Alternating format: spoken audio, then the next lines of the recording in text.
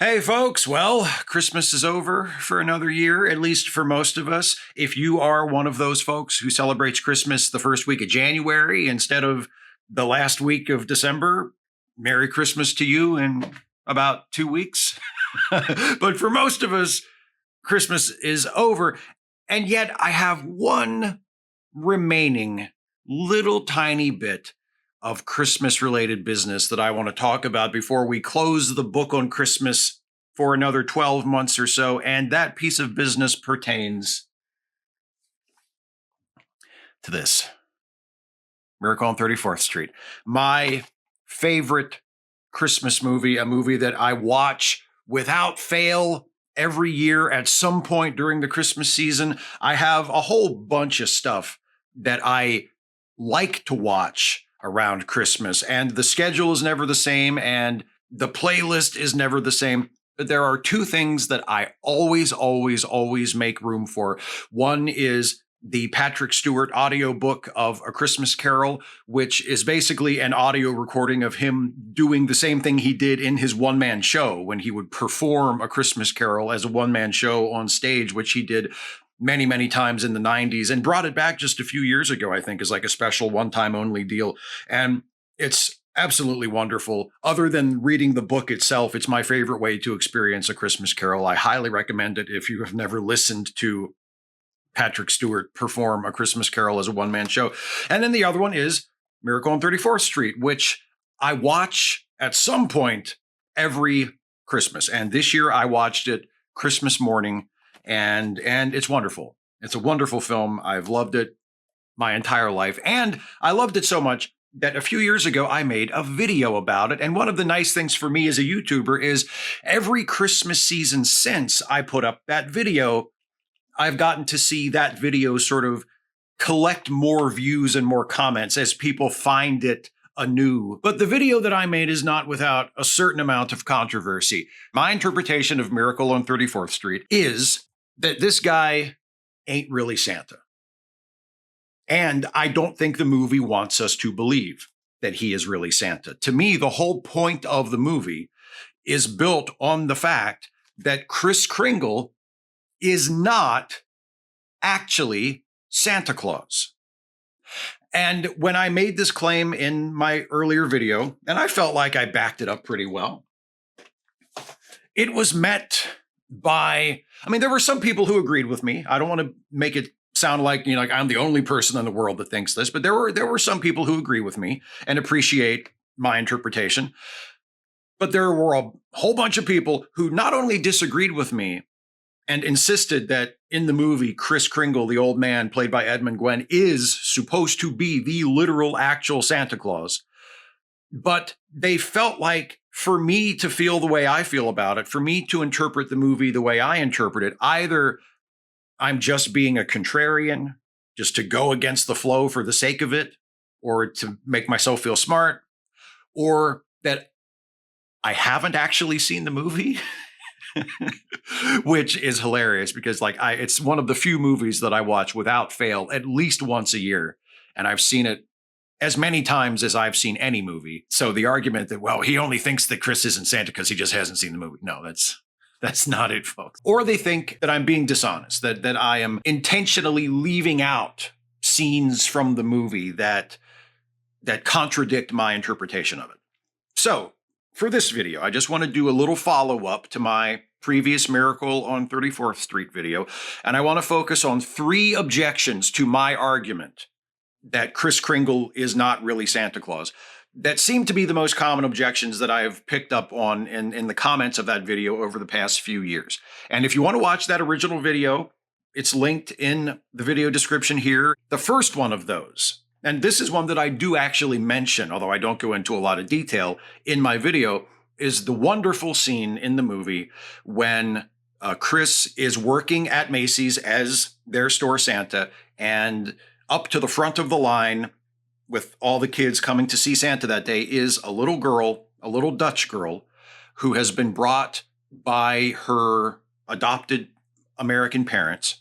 And they explain to Kris that they've just adopted her. They got her from an orphanage, and she doesn't speak English. She only speaks her native Dutch language. And Kris without skipping a beat, begins conversing with this little girl in Dutch. And she lights up right away. And she, recognizes, oh, this is Sinterklaas, right? And they have this wonderful exchange. And, she sits on his lap and she's happy and smiling. And they sing a song.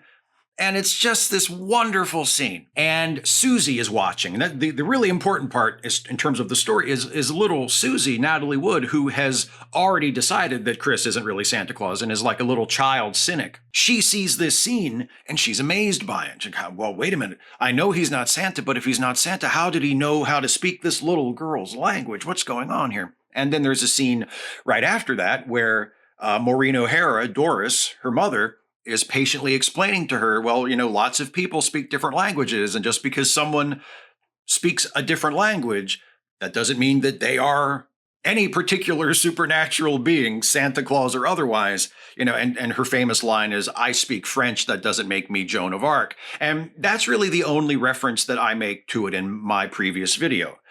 Because to me, that's the explanation. That's the only explanation needed for my interpretation to make sense with that scene. Yes, it's extraordinary. It's an incredibly moving, heartfelt, wonderful scene. But does Kris need to be Santa Claus in order for us to accept that he speaks this child's language and is able to connect with her and have this wonderful moment? No. He speaks Dutch. A lot of people speak Dutch. But that's not a good enough explanation for some people. Because I've gotten comments on it where they say, oh, but, Dutch isn't an incredibly frequently spoken second language. Like, what are the odds that this guy would just happen to know Dutch and this little girl would just happen to be there, presenting him with the perfect opportunity to show off his perfect conversational Dutch? And I get that, but a couple of points. First of all, the little girl is a war orphan. That's not said outright, but it is very strongly implied. I don't think they wanted to depress the audience by having her parents actually just come out and literally say she's a war orphan. Her parents were killed in a bombing by the Nazis or something. So they don't say that, but they give you enough information that that's the conclusion that you're supposed to come to. She is a war orphan.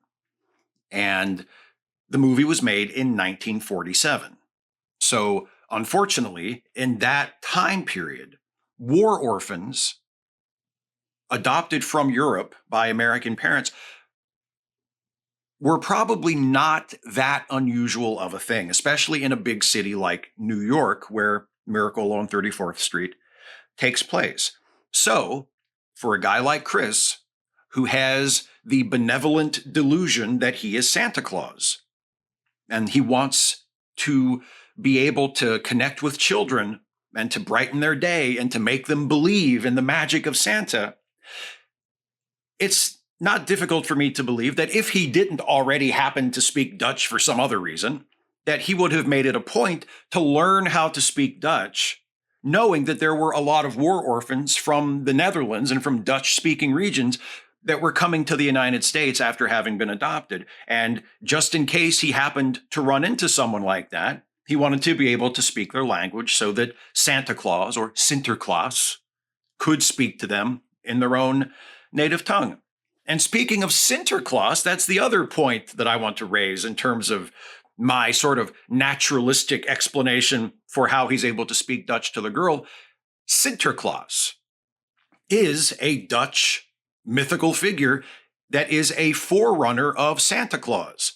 That's one of the sources for the character that we now have in our holiday culture, our holiday mythology, that we call Santa Claus.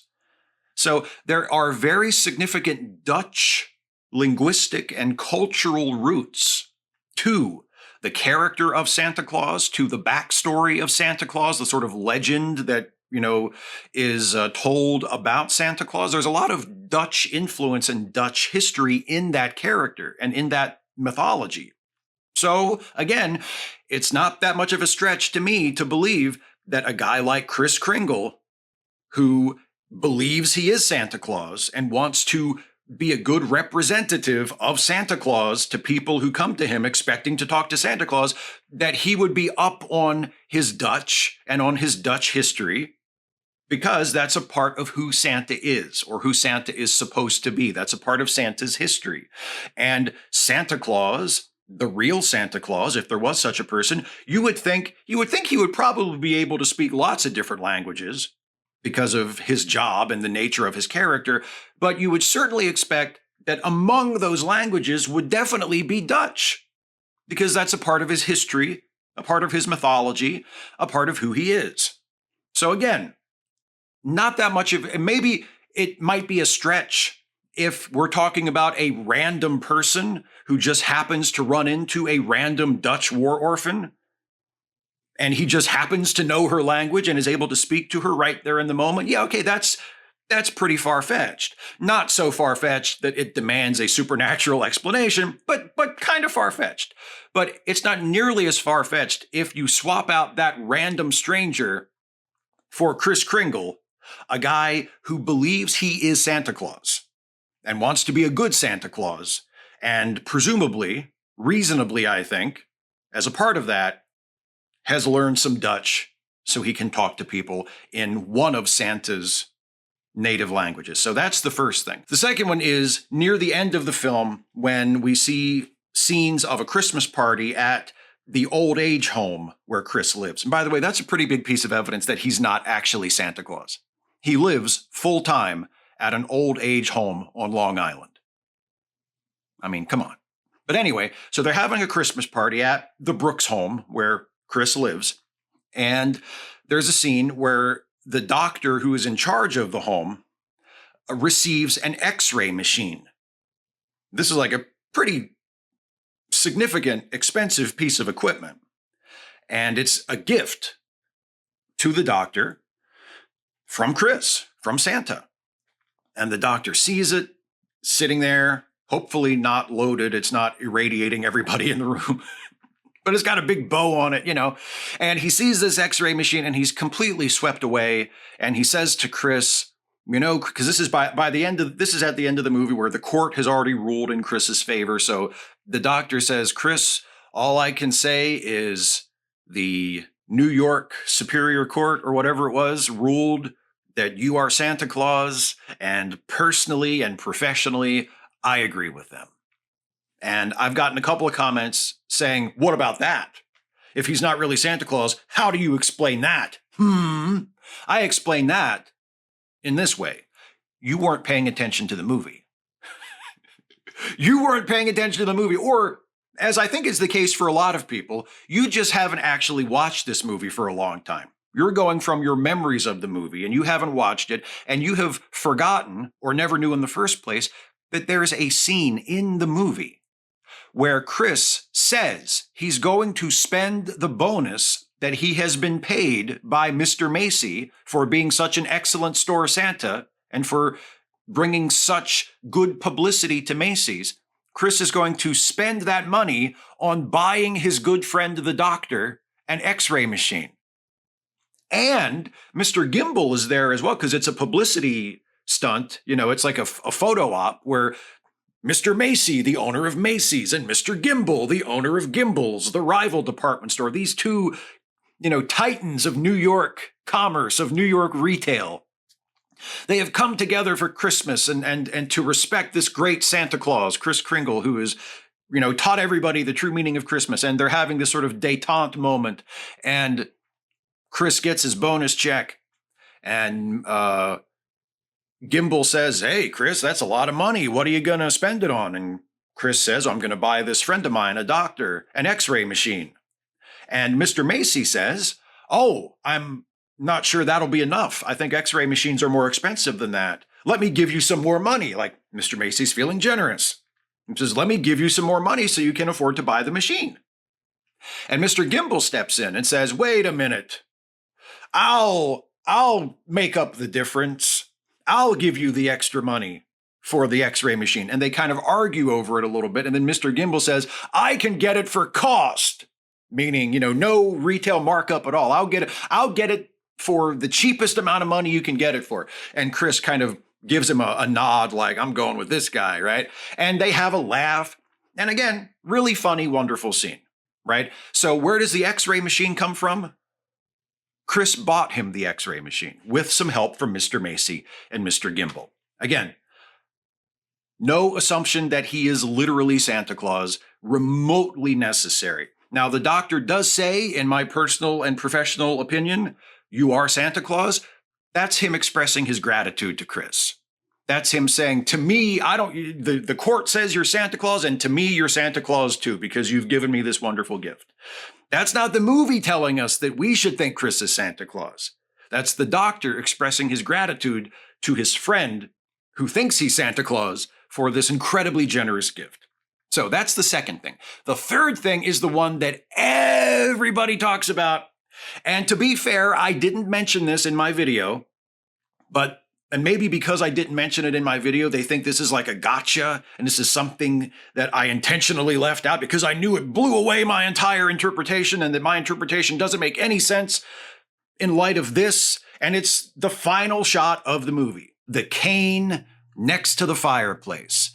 They have discovered Susie's house, right? Susie asked Kris for a new house for Christmas, and it looked like he wasn't going to get it for her, and she was really upset. And they're leaving the Christmas party, and Kris comes up to Fred and Doris, and he says, oh, hey, folks, I wrote you down some special driving directions so that when you're driving back to the city, you can miss all that holiday traffic. If you just go this way, follow these directions exactly, you'll get home a lot faster and you won't be stuck in traffic. So they said, okay, Kris. So they're in the car, they're following Kris's driving directions, and they drive right past a house that is exactly like the house that Susie asked Kris for. Looks exactly like the ad that she gave him, which actually makes sense, because if it's an ad for a house that's for sale, the house is for sale. So Kris just arranged for them to drive past the house that's for sale. Again, no Santa Claus, no literal Santa magic necessary, just a little bit of research and ingenuity on the part of Kris Kringle. So they drive past the house. Susie's like, Uncle Fred, stop the car, stop the car. And she runs into the house. The house is unlocked. And they run into the house, and she says, this is my house. This is the house I asked Mr. Kringle for. And she's just, overjoyed. And she tells her mom that, Mom, you were right. Mr. Kringle is Santa Claus. Oh, I asked him for a house and he did it. He gave it to me. And you were right when you said that we have to believe in people. And, it's this wonderful happy ending. Susie has found her childlike faith that she never really had before. And Doris has learned to let her child embrace this part of herself and to not be such a stick in the mud about fantasy and fairy tales and stuff like that. And she's also learned not to believe in fairy tales, but Doris has learned to believe in other people again, which she had lost for a while. So it's this really wonderful character moment for everybody. And she and Fred reconcile because they've been kind of on the outs after they had an argument earlier in the movie, and they kiss and they say, they don't actually say let's get married, but it's implied that they're going to get married and they're going to buy the house and they're going to live in it together. It's going to be the two of them and Susie living in this house that she asked for Christmas. It's just a wonderful ending. And then they turn to the fireplace and they see a cane leaning in the corner next to the fireplace. And Kris always carried a cane. He's still alive. He carries a cane. And they see this cane, and Fred says, maybe I didn't do such a wonderful thing after all, referring to him being being Kris's lawyer and having them win the case and having Kris legally declared to be Santa Claus and released from commitment at Bellevue, which was what the movie ended up being about. We hear jingle bells on the soundtrack and we push in on the cane, and then it's the end. That's the end of the movie. And people see that and they say, aha, Steve, what do you do with that? If the movie doesn't want us to believe that he is Santa Claus, then why did they make a point of showing his cane next to the fireplace? And why do we see that Fred is having doubts, in the final moments? Like, what's the deal with that? How does that work with your interpretation? Well, it works very easily with my interpretation of the movie. Let me explain it. It's the movie ending on a whimsical note, because a lot of people haven't really seen this movie for a long time. And I mean, literally sat down and watched the movie and paid attention to it. If you haven't seen it for a long time, if you're just going by your memories of it, if it's a movie that you watched a lot when you were a kid and you haven't really watched it since you've become an adult, or it's one of those movies that you have playing in the next room while you're, talking to your relatives at Christmas or making dinner or whatever, and you're just kind of in and out and watching it. The movie is a comedy. That's something that a surprising number of people don't seem to realize. Yes, it's very heartwarming. Yes, it's very sweet. It's very earnest. It has some wonderful life lessons to teach. There are some genuinely sweet, wonderful moments in it. But in general, the movie is a comedy. We're supposed to laugh at it. It's trying to make us laugh. There are many, many, many, many, many really funny jokes and bits and gags in this movie. And the cane next to the fireplace is the movie ending on a note of whimsical, comedic ambiguity. It's not meant to make us say, oh my God, he really is Santa Claus. It's meant to make us say, I wonder, in a humorous way. It's meant to make us go, oh, but maybe not, like that kind of thing. It's meant to introduce some ambiguity, some doubt, but in a humorous way, in a way that we're supposed to chuckle at. And as for where did the cane come from, like within the context of the story, there are all sorts of explanations for where it could have come from that do not require us to believe that Kris is literally Santa Claus. Maybe that is Kris's cane. He obviously knows where the house is. He wrote them directions. Maybe Kris visited the house before they did and left the cane there on purpose so that Susie and the others would know that this is his gift to them, even though they're still going to have to pay for the house. Like, Kris didn't buy them the house. They're going to still have to buy the house themselves. But it's Kris's gift to them in the sense that he found the house that Susie wanted. And he brought the two of them together in the house to reconcile and be a couple and be parents to Susie. Now Susie's going to have Fred as her stepdad, and her mom's going to be happy with Fred, and they're going to be a family, and they're going to live in the house. And this is all Kris's gift to them. And he's signifying it by leaving his cane by the fireplace. By the fireplace, where Santa comes, right? That, to me, is the most obvious explanation, is the most likely explanation. That, yes, it is Kris's cane, and he left it there. He visited the house before they did, and he left it there on purpose. There's another explanation, which is it may be just somebody else's cane. Doris suggests that when she first sees it, they both see the cane, and they're both thinking the exact same thing. And Doris says, oh, it must belong to the people who own the house. It must belong to the people who are selling the house. Maybe they left it here. That's another explanation, right?